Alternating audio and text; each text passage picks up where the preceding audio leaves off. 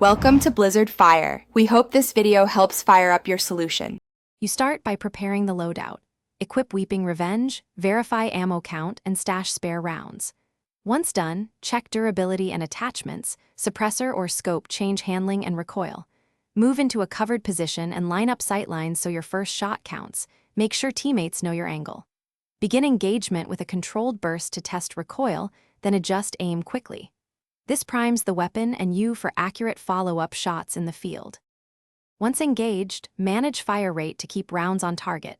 Use short controlled bursts at medium range and single fire at long range for precision. As you shoot, learn the weapon's recoil pattern, compensate vertically first, then horizontally, so your next burst lands where you want.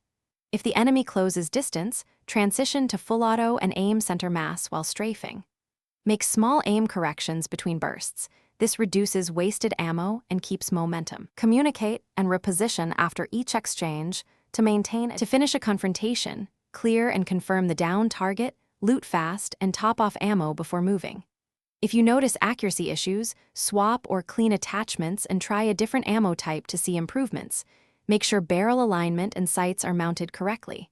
When hits seem to not register, rule out network problems. Check ping and packet loss versus a hardware fault. If problems persist, replicate in a safe area to isolate whether it's weapon handling.